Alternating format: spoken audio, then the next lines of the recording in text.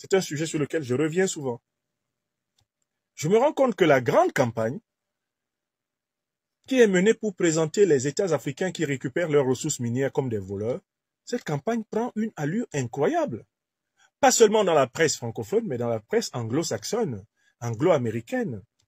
On essaye de présenter les pays africains qui renégocient ou qui récupèrent leurs ressources naturelles, on essaie de les présenter comme des voleurs.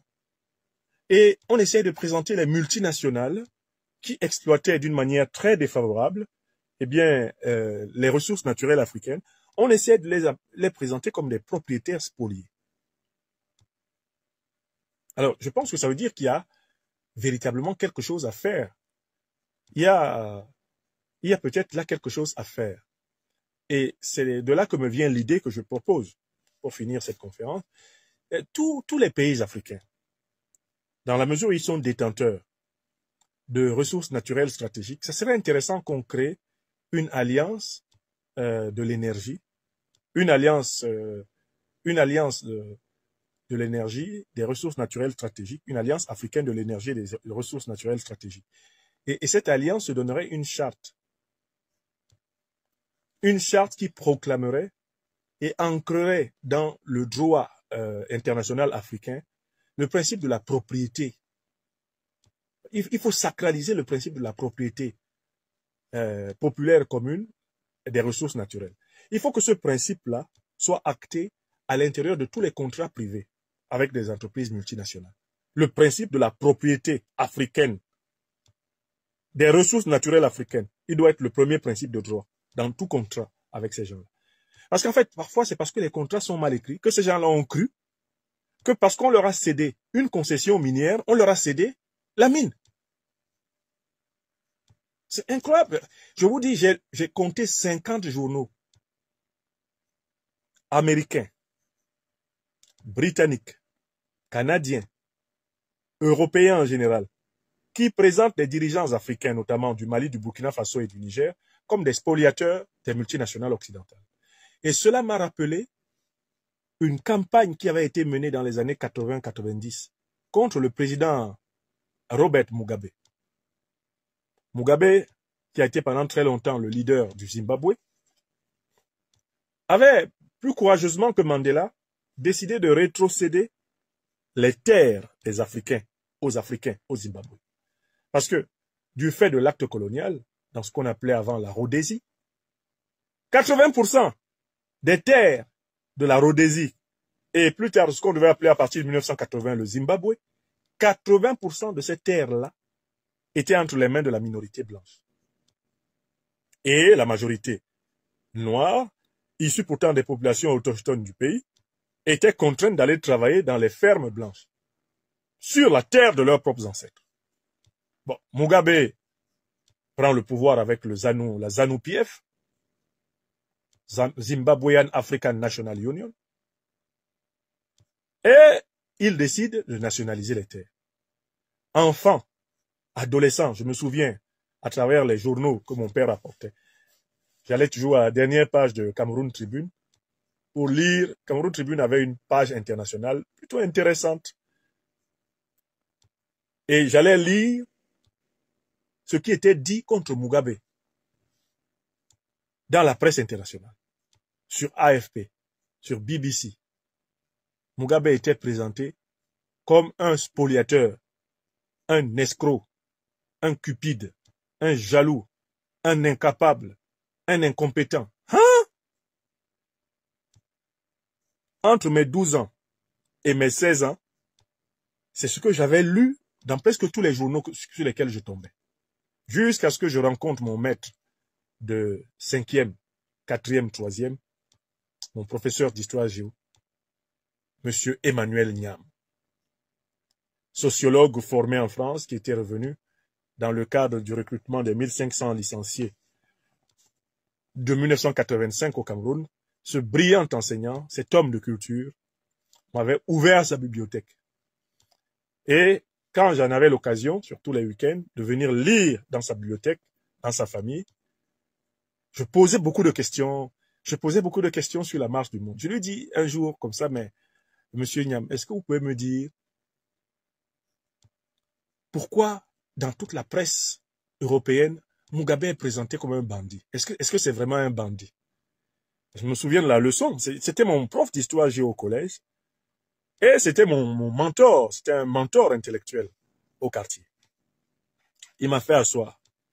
Il m'a dit, chaque fois que tu prends un document, il faut te demander quels sont les intérêts que défend celui qui l'a écrit. Je lui ai dit, hein, je n'ai pas bien compris. Il dit, non, attends. Quand tu prends un livre, ou quand tu prends un journal, tu prends un tract, n'importe quel texte écrit, qui est écrit par quelqu'un, est écrit par cette personne pour défendre un intérêt précis, plus ou moins précis. Et l'une des choses que tu dois faire quand tu lis, c'est de te dire, mais qui a intérêt à dire ça? Alors donc maintenant, je te laisse là, prends 30 minutes, lis l'article d'Afrique-Asie, il y avait le journal Afrique-Asie, lis l'article d'Afrique-Asie sur Mugabe, hein, qui le présente comme un expropriateur des Blancs, un ceci, un cela, et dis-moi qui a intérêt à dire ça. Et là, mon maître avait ouvert ma compréhension. Je lui dis, mais je sais tout de suite qui a intérêt à dire ça. Et il me dit, je dis la minorité blanche, celle qui possédait les terres du Zimbabwe depuis la période coloniale. Et de cette minorité blanche, elle est de quelle origine? Je dis, mais elle est d'origine européenne, elle est d'origine... Il dit, les journaux, là, les Afrique-Asie sont publiés où? Je dis, à Paris. Il dit, très bien. Paris, c'est où? C'est l'Europe. Très bien. L'autre journal, c'est quoi? C'est une dépêche de BBC. BBC, c'est où? C'est Londres. Tu penses qu'ils défendent quels intérêts? Quel, c'est où? C'est là. Il m'a appris à sourcer. Quand maintenant je prenais un journal, je source d'abord. Je m'intéresse au nom du rédacteur en chef, la ligne éditoriale, je lis l'édito.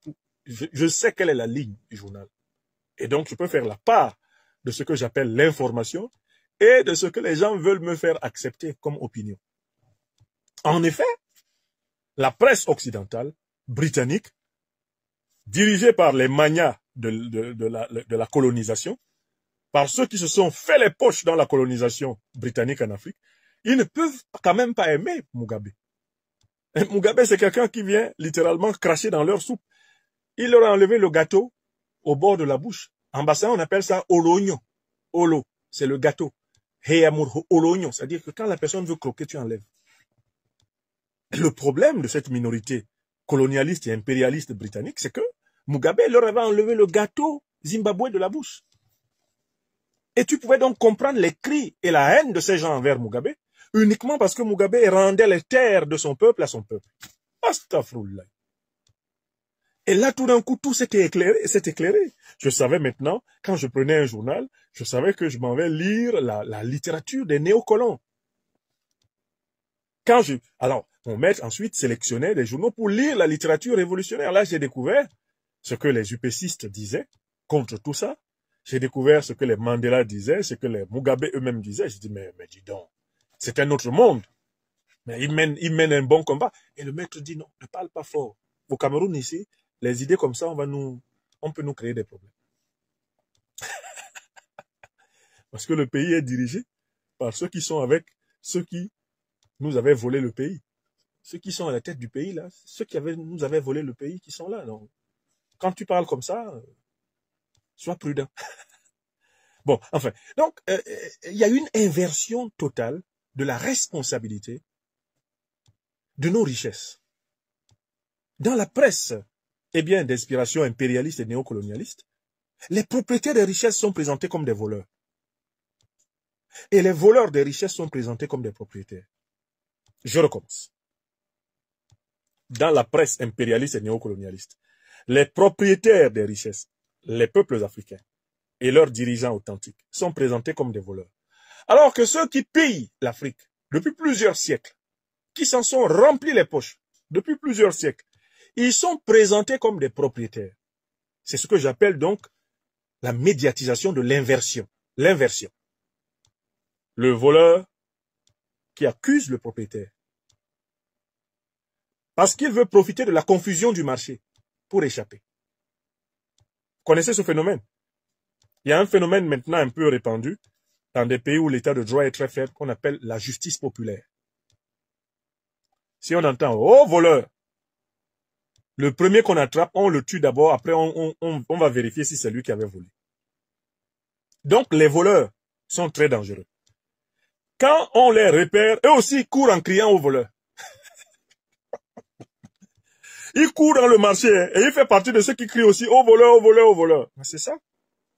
Ça, c'est la stratégie des néocolonialistes et des impérialistes. Ils crient aux voleurs alors que c'est eux, le voleur.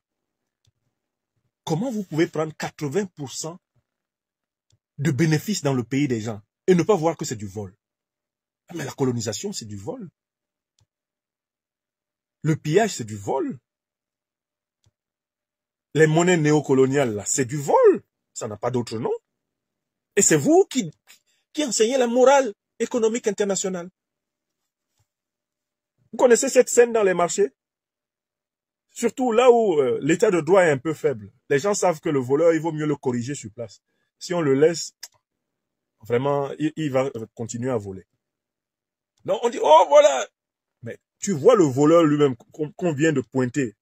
Et qu'il lui aussi pointe quelqu'un. Il est là-bas devant, il est là-bas devant, en espérant qu'on ne va pas savoir que c'est lui. La presse qui essaye de présenter les États africains comme étant des spoliateurs des multinationales étrangères en Afrique, alors qu'il s'agit d'États qui sont en train de récupérer des biens publics de portée universelle, des biens publics qu'il faut exploiter dans l'intérêt du plus grand nombre, c'est une inversion démoniaque. Je suis scandalisé. Je pensais que ça se limitait à quelques journaux de la place de Paris. Oh que non! Ça m'a rappelé ce souvenir d'adolescence, jeune élève de 5e, formé par mon maître Emmanuel Niam, à la lecture sourcée de la presse et de la littérature politique. Et il faut toujours te demander, il a écrit ça pourquoi? Pourquoi il écrit ça? Qui écrit et pourquoi? Ne pense pas qu'un livre est une tablette transcendantale mosaïque qui descend du ciel entre les nuages. Quelqu'un a une intention. Et tant que tu n'as pas l'intention de celui qui écrit un livre, tu n'as pas compris le livre. Et tu dois pouvoir évaluer l'intention pour te demander si c'est une intention légitime ou pas. Sinon, tu n'as pas compris. Sinon, tu n'es pas en train de lire. Tu es en train de parcourir. Parce qu'il y en a qui parcourent les lignes d'un livre en pensant qu'ils l'ont lu. Non. Tu lis à partir du moment où tu comprends l'intention. Pourquoi il a écrit ça? Qu'est-ce qu'il veut? Et ensuite, tu te poses la question de savoir, ce qu'il veut est-il légitime? Est-ce qu'il a le droit de le vouloir ou pas? Or, la plupart du temps, les gens lisent en se mettant dans une posture passive, comme s'ils devaient recevoir la vérité de celui qui a écrit. Alors que la lecture est une activité. C'est une activité de recherche, de reconstitution de l'intention et d'évaluation de l'intention de signification. Quand vous ouvrez la presse des pays néocolonialistes et impérialistes sur l'Afrique, n'oubliez jamais de vous demander pourquoi ils écrivent comme ils écrivent. Et qu'est-ce qu'ils veulent en écrivant ce qu'ils écrivent. N'oubliez jamais, comme me le rappelait mon ami et frère, Maître Ndjifutao Woshawa Aboubekr hier, n'oubliez jamais de questionner la question. Il aime beaucoup cette expression que j'utilise. Il dit, j'aime quand tu dis qu'il faut questionner la question. Oui. Bon, les propriétaires de l'Afrique, en tout cas les locataires légitimes, ce sont les peuples africains. Les richesses naturelles africaines, ce sont les peuples africains à travers leurs États qui en évaluent l'exploitation et qui en récupèrent, s'ils le veulent, l'exploitation, comme ils le veulent. Ne nous laissons pas attendrir, ne nous laissons pas retourner par la littérature de l'inversion qui veut faire passer les victimes, l'Afrique spoliée, pour les coupables. Et les coupables, les multinationales, eh bien, voraces, cupides, sans foi ni loi, qui pillent en polluant le continent, ne nous laissons pas dicter la morale publique des affaires africaines par ces gens-là. C'est ce que je voulais dire et je continuerai à insister sur cette vigilance parce que je vois que c'est une immense campagne, en fait, de presse et de désinformation qui est menée contre l'Afrique. Voilà. La première chose, abonnez-vous à cette page. Cliquez sur le bouton s'abonner qui s'affiche juste en bas. Et la deuxième chose, cliquez sur la cloche de notification pour ne rater aucune des vidéos que je publie ici très régulièrement. Retrouvez KDW Africa sur YouTube, Facebook, TikTok.